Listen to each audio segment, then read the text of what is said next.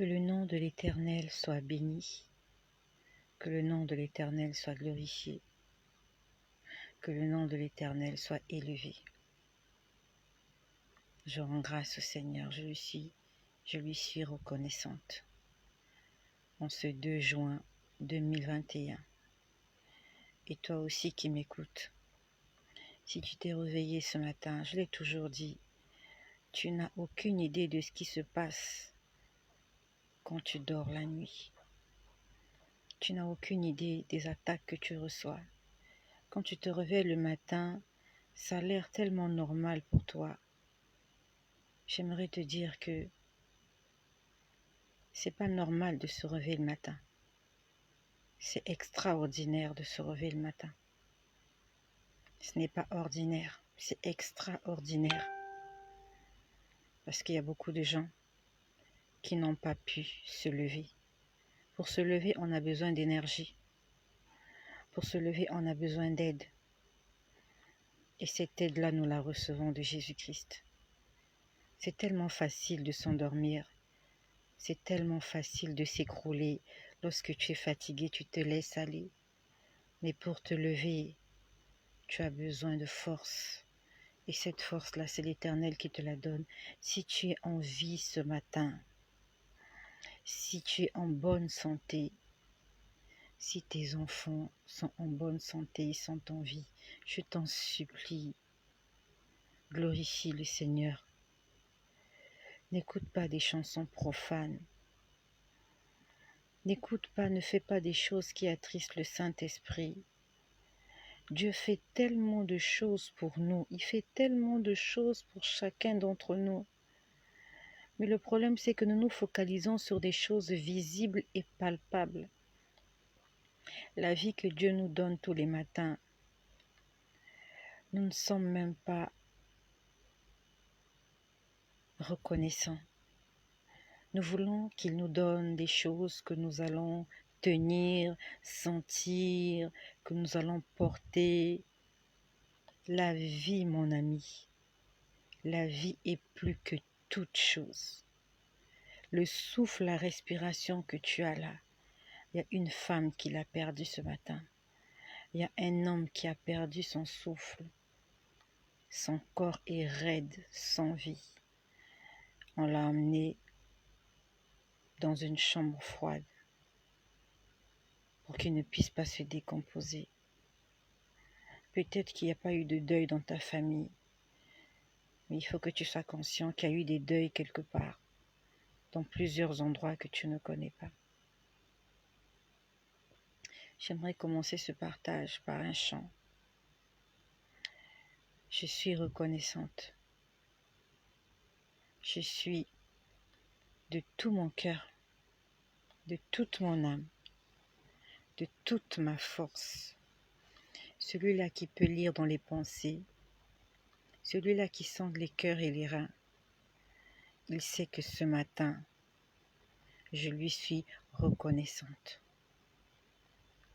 Je t'exalterai, Seigneur, parmi toutes les nations. Je célébrerai, je chanterai ta gloire, car ton immense amour se lève jusqu'aux nuées. Ta fidélité jusqu'aux cieux. Seigneur, élève-toi au-dessus des cieux, que ta gloire, que ta gloire, que ta gloire remplisse l'univers. J'adorerai ce Dieu-là toute ma vie. Je serai au service de Jésus jusqu'à mon dernier souffle. Ce que je vois me dépasse. Ce que je vois m'étonne. Ce que je vois me surprend. Vis pour Dieu. Il te manque des choses, je sais. Dieu aussi le sait. Moi aussi qui te parle, il me manque des choses. J'ai envie d'avoir certaines choses, mais je ne les ai pas encore reçues. Mais ce n'est pas pour autant que je maudis Dieu. Je m'accroche à lui. Parce que si je l'abandonne, je suis perdue. Si j'abandonne le Seigneur, je suis perdue. Je préfère mourir dans la galère en étant accrochée à Jésus. Je préfère mourir dans les problèmes, dans tout ce que vous connaissez, mais que je n'abandonne pas la foi en Jésus. Jésus est bon. Nous sommes aujourd'hui le 2 juin. Hier, nous étions le 1er. Avant-hier, nous étions le 31. Je crois que c'était avant-hier. Dans la nuit du dimanche au lundi. Nous sommes aujourd'hui mercredi. Donc dans la nuit du dimanche au lundi, c'était du 30 au 31. Dans la nuit, et je te parle de ces choses-là en fait, c'est juste pour te dire que je ne suis pas la seule à vivre ça, que nous sommes nombreux, nous sommes nombreuses à vivre cette situation que je vais vous expliquer. Et je vous en parle parce que le Seigneur m'a fait grâce de voir, d'entendre et de comprendre certaines choses. Et il m'a dit, tu vas le leur dire. Parce qu'il y a sûrement quelqu'un qui traverse les mêmes problèmes, qui n'en est même pas conscient. Et il y a aussi certaines personnes qui traversent ces problèmes-là, qui en sont conscients, mais qui sont désespérés. Ils ne savent pas où aller, ils ne savent pas quoi faire. Pour ceux qui ont suivi mon témoignage, je vous ai un peu parlé de ma vie. Je vous ai dit que lorsque le Seigneur m'a visité en décembre 2017, lorsqu'il est venu me convertir dans ma maison lui-même, c'était pas un homme qui était venu me voir, c'était lui-même le Saint-Esprit qui avait commencé à me parler. Lorsqu'il est venu dans ma vie, il m'a dit, tu es menteuse, tu es voleuse et tu es adultère. Et je vous avais expliqué pourquoi le Seigneur m'avait appelée adultère. C'est parce que je ne marchais pas conformément à 1 Corinthiens chapitre 6, verset 10. Je ne marchais pas conformément au livre de Romains. Romains 7, verset 2. J'ai pas envie de dire des bêtises. Je vais rapidement chercher Romains 2, Romains 7. Romains 7, je te laisse aller lire Romains 7. Donc, je n'obéissais pas au commandement du Seigneur, bien que j'allais à l'église. J'étais membre dans un département, c'est le département du social. J'étais baptisée par immersion. Je prenais la Sainte Seine. Nous prenons la Sainte Seine une fois par mois dans l'église où je prie. Donc, j'allais à l'encontre de certains commandements de Dieu. Donc, toi qui m'écoutes, on ne trie pas les commandements du Seigneur. S'il y en a 10, il faut que nous puissions faire des efforts afin de pouvoir respecter les 10 commandements. Tu ne dois pas choisir que non, je prends le commandement numéro 1, le deuxième, je ne le prends pas. La Bible nous dit celui qui pêche contre un commandement est coupable de tous. Si tu pêches contre un commandement, alors tu es coupable de tout. Parce que celui qui a dit tu ne mentiras pas, c'est le même qui a dit tu ne voleras pas. Celui qui a dit tu ne voleras pas, c'est le même qui a dit tu ne commettras pas d'adultère. Ça veut dire que même si tu ne connais pas l'adultère et que tu vis dans le mensonge, tu es aussi coupable que celui-là qui est un meurtrier. Donc j'allais à l'encontre de Romains chapitre 7. Romains chapitre 7, verset 2. Je te laisse aller lire Romains chapitre 7, verset 2. Et je péchais aussi contre 1 Corinthiens chapitre 7, verset 10. J'ai retenu ces versets-là parce que le Seigneur lui-même m'avait demandé de lire ces versets. Donc, 1 Corinthiens 7, verset 10. Je ne me suis pas trompée. Que le nom de Jésus soit glorifié. Donc, ce sont ces versets-là qui me condamnaient. Parce que j'avais désobéi.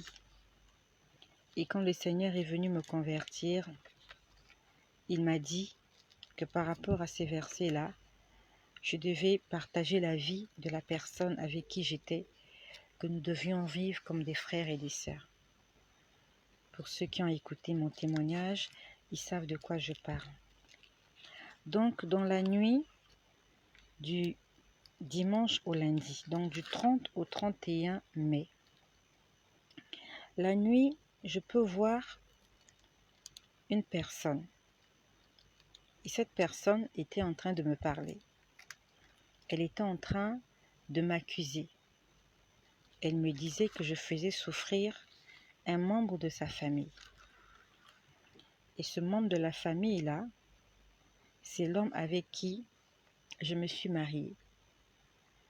Mais le Seigneur nous a condamnés par rapport à 1 Corinthiens chapitre 7 verset 10. Le Seigneur nous a condamnés par le livre de Romains chapitre 7 verset 2.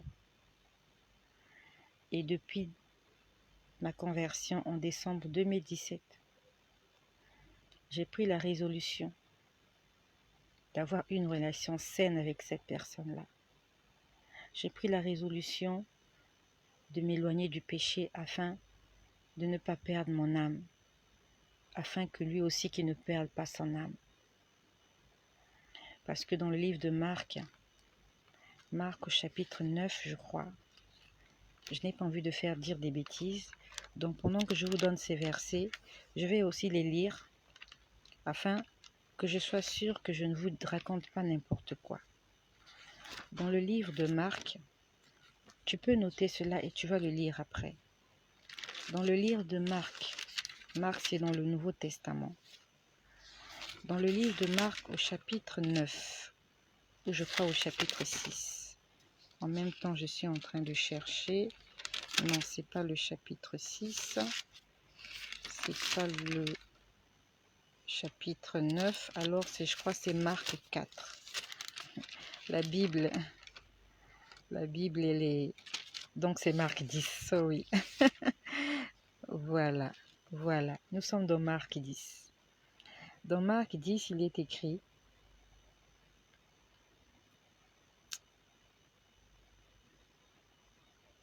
nous allons lire à partir du verset 11. Marc 10, verset 11. Donc de 11 à 12. Ce verset-là me condamnait et le condamnait aussi.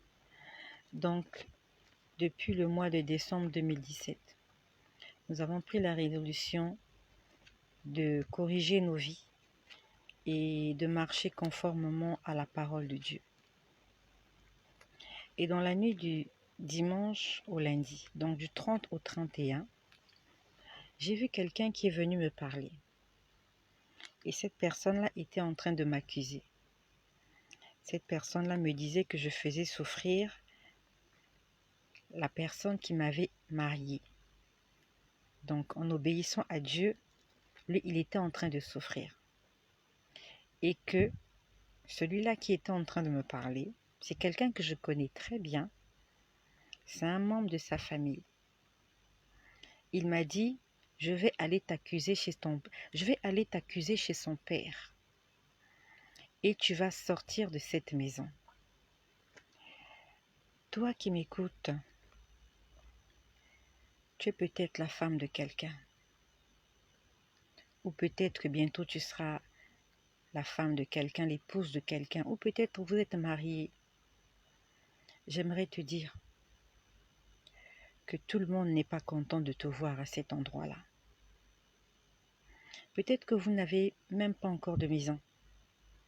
Vous n'avez encore rien bâti ensemble. Vous venez peut-être à peine de commencer. J'aimerais te dire qu'au-delà de la tranquillité que tu peux sentir dans ta maison, peut-être que les gens ne viennent pas chez toi. Ils ne t'appellent pas, ils ne te demandent rien, ils ne te disent rien. Mais il faut que tu saches qu'il y a des gens quelque part qui veulent te voir mourir, Il y a des gens quelque part qui veulent que tu perdes tes enfants.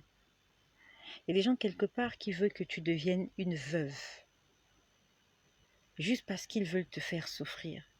Juste parce qu'ils ne veulent pas que tu souris. Il y a des gens quelque part qui veulent que tu deviennes un veuf, que tu perdes ta femme.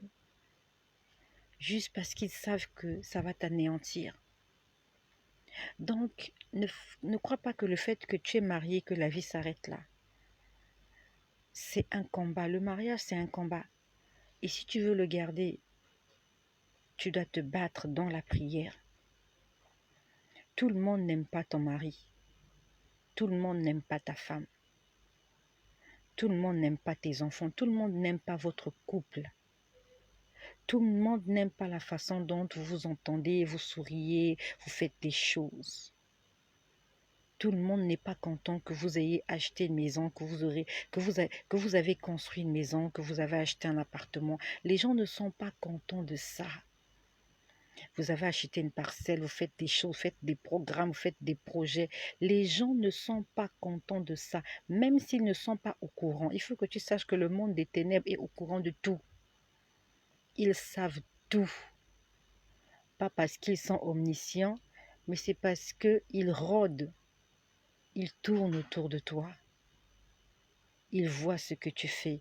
Ils entendent ce que tu dis pour te condamner, pour chercher la faille, pour chercher la petite brèche, afin qu'ils puissent entrer et voler. Donc cet homme-là était en train de me dire, tu es en train de faire souffrir ce monsieur-là qui vit avec toi, parce qu'il ne profite plus de ton corps. Il me dit, tu lui fais manger une viande immangeable. C'est ce qu'il m'a dit. Il m'a dit, tu lui donnes de la nourriture immangeable. Parce que j'ai pris la décision d'obéir à Jésus-Christ. Et que je ne veux pas pécher avec mon corps. Donc cette personne-là me dit que tu es en train de donner une nourriture immangeable à notre parent. Il a dit, je vais t'accuser chez son père. Et tu verras, nous allons te chasser d'ici.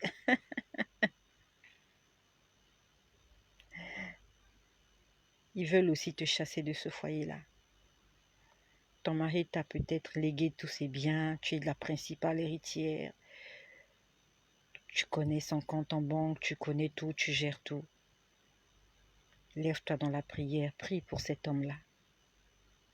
Ne te dis pas qu'il se réveille tous les matins, il va travailler, à la fin du mois, il te rapporte le salaire. C'est parce qu'il t'aime. C'est parce que Dieu t'aime. Ton mari ne te donne pas la popote parce qu'il t'aime. Ton mari te donne de la popote parce que Dieu t'aime et il veut que tu ne manques de rien. Et il a mis quelque chose dans le cœur de cet homme-là pour qu'il puisse subvenir à tes besoins. Rends grâce au Seigneur et prie pour lui.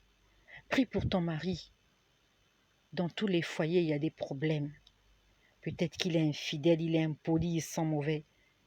Mais tu bouffes son argent, n'est-ce pas? Quand il te donne son argent, tu es contente. Prie pour lui, parce que c'est lui la source de vos revenus. Prie pour que le Seigneur le réveille tous les matins, qu'il continue à aller travailler, qu'il continue à subvenir à ses besoins, aussi à tes besoins et aussi celui de tes enfants. Prie pour qu'il soit en bonne santé. Prie pour qu'il vive longtemps, parce que le jour où il va fermer les yeux, le jour où il va mourir, le jour où ton mari va mourir, le jour où le père de tes enfants va mourir, le jour où la personne en fait qui te permet de souvenir à tes besoins va mourir, tu vas pleurer, tu vas le regretter. N'attends pas d'apprendre sa mort pour commencer à prier pour qu'il se réveille. N'apprends pas d'écouter, d'avoir appris qu'il est à l'hôpital malade pour commencer à prier pour lui pour qu'il soit guéri. Commence à prier à lui, commence à crier pour lui à partir de maintenant. Parce qu'il est ta source de bénédiction. Et si le diable n'arrive pas à t'atteindre, le diable passera par lui. Le diable va le tuer. Le diable va le soustraire de la terre pour que toi tu souffres. Parce qu'il est ta source de bénédiction. Le peu d'argent qu'il te donne à la fin du mois, ça te permet de t'en sortir. Et le diable ne veut pas que tu t'en sortes. Et comme il n'arrive pas à t'atteindre, il va couper la source de bénédiction. Satan est prêt à tuer ton mari juste pour que tu puisses galérer, pour que tu te retrouves dans la rue avec tes enfants, que tu te mettes à mendier, que tu ailles te prostituer. Satan n'en a rien à foutre. Il ne t'aime pas. Le diable n'aime personne. Il ne t'aime pas. Il faut que tu le saches. Satan ne t'aime pas. Et tous les projets qu'il a sont contre toi. Il veut te tuer, il veut t'égorger. Il veut voler tes enfants. Il veut que tu perdes ton travail. Il veut que tu tombes malade et que tu en meurs. Il veut que tu puisses mendier, que tu marches nu dans la rue, que les gens te regardent, qu'ils secouent la tête, que certains puissent rigoler, qu'on se moque de toi. C'est ce que le diable veut. C'est ce que Satan veut. Nous allons nous lever dans la prière. Nous allons combattre nos ennemis dans la prière et dans l'obéissance à Jésus. Parce que lorsque nous obéissons à Jésus, nous énervons Satan. Énerve le diable, il ne faut pas lui faire plaisir. Satan ne veut pas ton bien. Je suis consciente qu'ils sont prêts à tuer cet homme-là juste pour que je sois malheureuse. Je suis consciente qu'ils sont prêts à tuer ce monsieur-là juste pour que je puisse me retrouver dans la rue. Comme ils n'arrivent pas à m'atteindre, ils veulent passer par lui. Ils veulent l'anéantir. Mais je veux me lever dans la prière, je ne serai pas seule. Tu vas me soutenir, toi aussi tu vas prier pour ton mari. Tu vas prier pour la personne que Dieu utilise pour te bénir. Tu vas prier pour le père de tes enfants. Tu vas prier pour tes enfants. Même si tu as fait du bien, même si tu as fait du mal, oublie le mal qu'il t'a fait. Pense à tout le bien qu'il t'a fait. Même s'il ne te donne pas l'argent pour la popote, mais il t'a donné des enfants. Les enfants que tu as, c'est lui qui te les a donnés. Même si ces enfants-là ressemblent à leur père et que tu n'aimes plus leur père, mais ces enfants-là font ta joie. Combien de mères ont besoin, ont envie d'être à ta place? Combien de femmes n'ont pas d'enfants? Elles ont simplement envie d'être à ta place. Toi, tu es mère et Dieu a permis que tu deviennes mère grâce à ce monsieur-là. Puis ce monsieur-là qui t'a donné des enfants, prie pour lui. Même s'il est le plus méchant, il est le plus mauvais de la terre, prie pour lui. Tu as besoin de lui. Tes enfants ont besoin de lui. Moi, j'ai perdu mon père très jeune. Et je peux vous assurer que c'était amer. Quand j'y pense, c'était très amer de passer mon enfance, de passer mon adolescence sans mon père. J'étais pleine de colère. J'étais pleine de ressentiment. J'étais pleine de haine vis-à-vis de ceux-là qui avaient fait de moi une petite orpheline. J'étais avec mon père et du jour au lendemain, je l'avais perdu. C'était la faute des gens, des hommes méchants.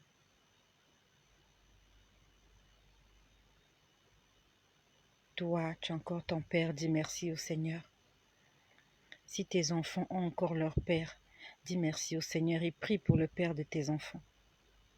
Car tout ce que le diable veut, c'est que tes enfants deviennent orphelins. Parce que quand tes enfants deviendront orphelins, ceux-là à qui tu souris tous les jours, que tu reçois chez toi, ceux-là qui mangent ta nourriture, tu verras comment ils vont changer. Tu verras leur vraie face. Ils viendront te chasser de la maison. Ils vont te maltraiter, ils vont te persécuter. Ils vont te jeter à la rue, toi et tes enfants. Si tu n'as pas envie de vivre ça, prie pour ce monsieur-là pour qu'il vive longtemps. Qu'il vive jusqu'à ses 120 ans. Que les enfants puissent grandir, réussir, se marier et devenir aussi parents. Mes sœurs, levons-nous dans la prière. Ils m'ont déclaré la guerre. Et je sais comment combattre avec des armes spirituelles. Nous allons prier, nous allons combattre avec des armes spirituelles. Nous allons bénir nos maisons. Nous allons bénir nos enfants. Nous allons bénir nos maris. Nous allons bénir les pères de nos maris afin qu'ils vivent longtemps, malgré leur mauvais côté. On s'en fout. Quand on les a aimés, on n'a pas vu le mauvais côté. Quand tu l'as aimé, là, tu ne voyais pas son mauvais côté. Prie pour lui. Il en a besoin. Il y a des gens qui ont besoin qu'on prie pour eux. Et si on ne prie pas pour eux, l'irréparable va arriver. Et ne dis pas au Seigneur, ne lui dis pas ce jour-là, Seigneur, pourquoi tu ne m'as pas averti? Pourquoi tu ne m'avais pas prévenu? Aujourd'hui, 2 juin 2021, tu es prévenu. Il y a des gens qui veulent te tuer.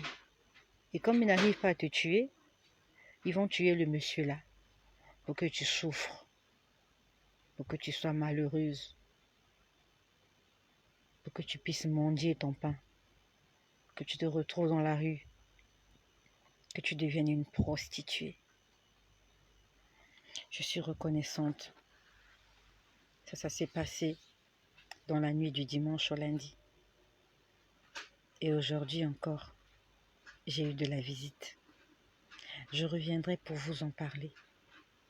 Je n'ai pas envie d'être longue. Je fais cette vidéo pour rendre grâce au Seigneur et pour dire à mes ennemis, vous me ferez la guerre, mais vous n'allez jamais me gagner, parce que l'Éternel veillera sur moi. Il est écrit dans le psaume 34 au verset 8, l'ange de l'Éternel veille sur ceux qui le craignent, afin de les arracher du danger. Je crains le Seigneur. Je fais des efforts pour obéir à ses commandements. Et le Seigneur veille sur moi. Et il m'arrachera toujours d'entre vos griffes et votre gueule. Comme David, il était berger. Lorsqu'il y avait un lion qui venait s'attraper au troupeau, il courait derrière le lion. Il le saisissait par la gorge. Et il sortait la brebis qui était entre les dents du lion. Celui-là qui rôde comme un lion, c'est le diable. Et celui-là qui nous arrache des griffes du lion, c'est le bon berger, Jésus-Christ. Prie pour ton mari. Prie pour le père de tes enfants. Il y a des gens, quelque part, qui sont en train de faire des programmes contre vous. L'Éternel est bon. Si ce partage t'a fait du bien, ne le garde pas pour toi-même. Si je l'avais gardé pour moi-même, tu n'aurais pas pensé à prier pour ton mari ce matin. Tu n'aurais pas pensé à prier pour ta femme. Il y a des gens qui ne veulent pas vous voir ensemble. Vous êtes trop bien ensemble, vous êtes trop beaux. Même si vous vous battez, mais vous ne vous séparez jamais. Ils sont étonnés, mais ça fait des siècles qu'ils se battent. Ils vont se séparer quand? Quand est-ce qu'ils vont se séparer? Prie, mon ami. Prie pour ta femme. Prie pour tes enfants. Prie pour ton mari. Prions pour eux. Même s'ils sont infidèles, même s'ils sont des menteurs. Même si toute la journée, ils nous racontent des bêtises. Ce n'est pas de leur faute. Dieu a dit, je te donnerai une aide semblable. Nous sommes leur aide. Nous sommes là pour les aider. Sans la femme, l'homme n'est rien. Puisque Dieu a dit que nous sommes là pour les aider. Ça veut dire que si nous ne sommes pas là, ces gens-là, ils vont mourir comme des petits poissons dans du pétrole. On est là pour les aider. Nous allons non seulement les aider physiquement, mais aussi spirituellement. Les hommes ne savent pas prier. Les femmes savent prier. Nous sommes des femmes de prière. Nous sommes des femmes de feu. Que les femmes de feu se lèvent et chantent. L'Éternel est bon. L'Éternel est bon.